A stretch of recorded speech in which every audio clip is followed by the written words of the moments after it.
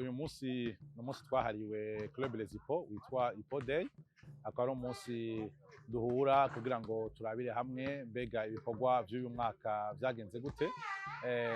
Twashatse rero gutunganya amarushanwa hagati y'ama equipe ya Club Les Hippos, kuko dusanga dufise ama academy Igitega harimwo equipe y'abahungu n'iy'abakobwa, academy z'i Bujumbura zirimwo abahungu n'abakobwa, dusanga dufise na equipe z'abakuze bakina muri ligue ya mbere abahungu n'abakobwa, ariko uyu munsi wahariwe imikino y'abakiri bato, ari naco gituma mwabonye ko abanyagitega equipe y'abahungu n'abakobwa academy y'Igitega bamanutse Bujumbura, kandi bariko baratana mu mitwe na academy y'Ibujumbura equipe y'abahungu n'abakobwa. Rero ni mu ntumbero yo kugira ngo turabire hamwe ivyaranze umwaka sportif Les Hippos yavyitwayemwo gute, hanyuma tunashimire abakontribuye bose kugira dushike ku masuccess twashitseko, kandi twongere tuganire ukuntu tugiye gutunganya n'umwaka ukurikira uza wa 2026.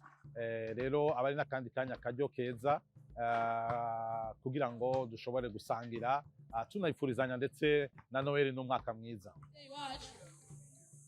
Ni gato ariko kavuye ku mutima, ni sembore yuko naco tumukunda, aradukunda, aratwitaho, abana natwe muri byose. Rero natwe kano twarakimbiye n'ahari gato gashime kavuye ku mutima, abakobwa bawe turagukunda. Muri uyu mwaka turashima cyane, turashima Imana, turashima ukuntu umugwi Les Hippos wavyitwayemwo, haba mu makategori atandukanye, nk'akarorero nko muri kategori y'abakuze bakina muri première division muri VBL. Umugwi wacu umwaka weze wari umugwi wa gatanu, ariko uyu mwaka wabaye wa gatatu, hanyuma utako userukira igihugu muri championnat za East Africa, unatahukana n'ikibanza ca mbere. Umugwi wa Les Hippos niwe wabaye sacré champion muri East Africa uyu mwaka, bivuga yuko ni ikibanza ciza, ni intambwe nziza abakuze bo muri ligue ya mbere bashoboye gushikako. Twarashima cyane no muri ligue ya mbere ku bakobwa, kuko nabo ni uyu mwaka niho twatanguye equipe y'abakobwa mu ntumbero yo gukomeza basketball feminin, hanyuma uyu mwaka wagiye kurangira equipe yacu ivyitwayemo neza, yabaye ya mbere, hanyuma muri playoffs icibi ya kabiri ironka uburenganzira bwo guserukira igihugu nayone mu marushanwa ya basketball yo bita Women Basketball League Africa yabereye muri Kenya mu ma eliminatoire ya zone yacu, kandi umugwi wacu ukaba waritwaye neza kuko nawone watahukanye ikibanza ca kane, ndetse uronka n'agashimwe igikombe c'umugwi wigenjeje neza. Rero turabona yuko umwimbu wagenze neza, turabishima.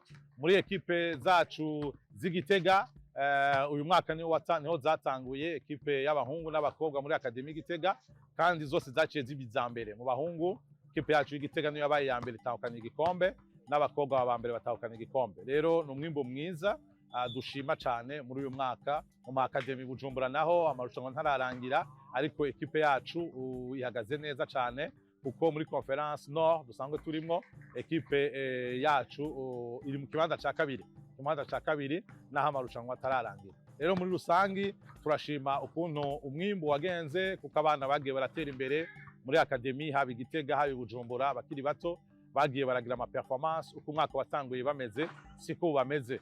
Turabona ko turiko turashika kwihangiro ryo gukundisha abana umukino wa basketball no kubigisha no kubakundisha, tubigisha n'indangagaciro z'ubuntu.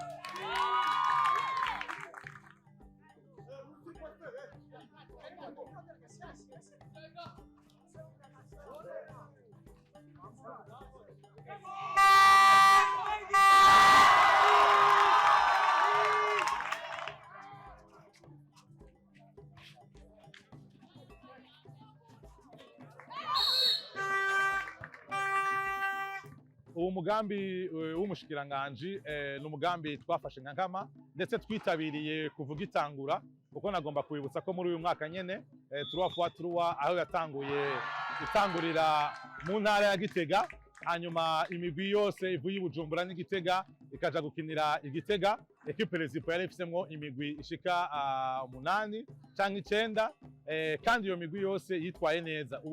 Ubushimwe bwo muri 3x3 bwarimwo presque bwose bwatwawe n'ama ekipe ya Rezipo. Bivuga yuko Rezipo kuva 3x3 igitangura yaritabiriye izo higanwa, no ngaha mu gisagara ca Bujumbura abahungu n'abakobwa n'ubu bariko baritabirira ayo marushanwa ya 3x3. Rero ni umugambi tuzi kandi dushigikira, twemeye gushigikira, n'ubu turiko tugana dushigikira kuko imikangara yacu igenda iraparticipa kandi ikagenda iritwara neza.